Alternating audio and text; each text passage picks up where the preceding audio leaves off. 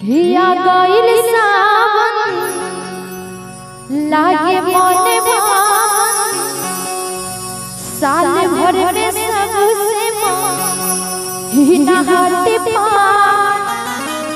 कि देव घर चली ए बाबा कि देव घर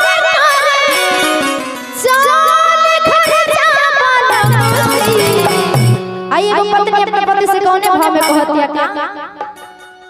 तो संग ही गावे के शिव चर्चा बलराम जी।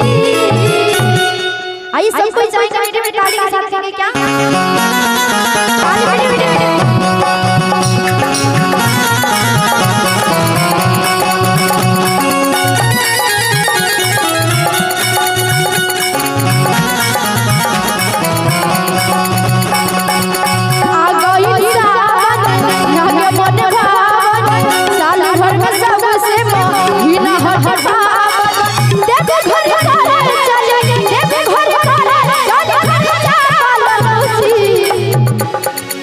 और ऐसे सब कोई दोनों हाथ उठा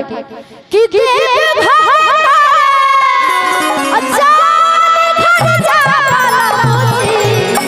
उठा लीजिए दोनों हाथ दे दिए अब ताली के साथ पीछे वाले भैया आप लोग भी कैसे कि सब ही गाएंगे शिव चर्चा बलराम जी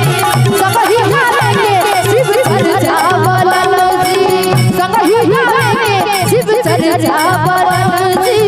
सब ही गाएंगे शिव चर्चा बलराम जी। आ गइल सावन लागे मन भावन साल भर में सबसे हिना हाथ पावन देव घर करे चली देव घर करे चली बलराम जी सब ही गाएंगे शिव चर्चा बलराम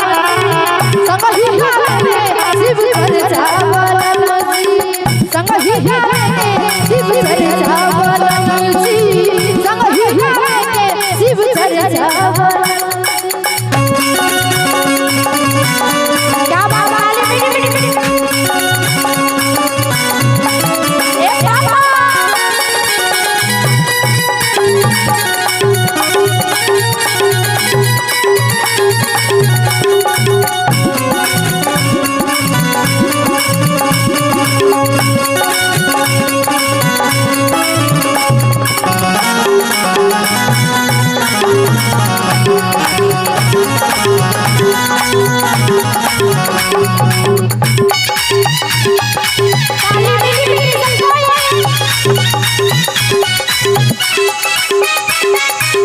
और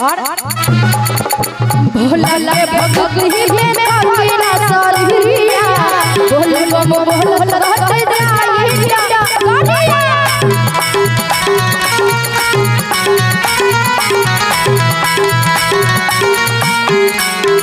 भोला ले भगवती में काकिना सरहिया बोल बम बोल रहत जाइया कानिया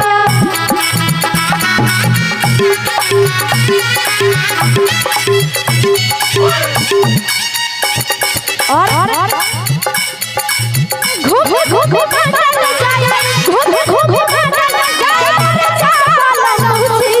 सब ही गाएंगे शिव चर्चा बलराम जी सब ही गाएंगे शिव चर्चा बलराम जी। क्या बात जय हो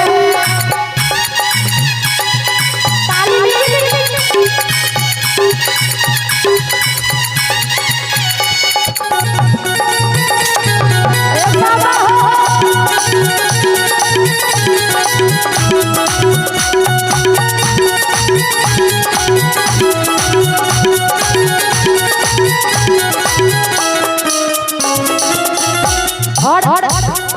ऊपर से अपना पति से कहेगा कि सुनी ना बीत जाए सावन तो होई अफसोस बाद में तो हमारे के पराजा दोस्त हो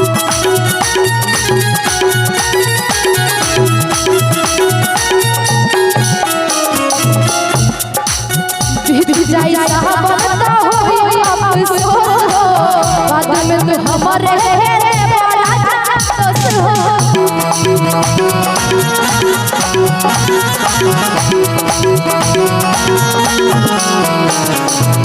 और क्या हो हंसलेना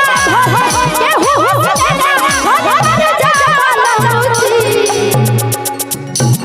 कहती है कि किसी से ले लीजिए पैसा उधार लेकिन जाना है। और कैसे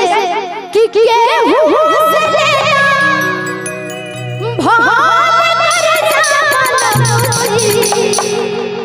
आप लोग ताली के साथ सब कोई दोनों हाथ उठाएंगे, ताली के साथ बजा के क्या तो सब ही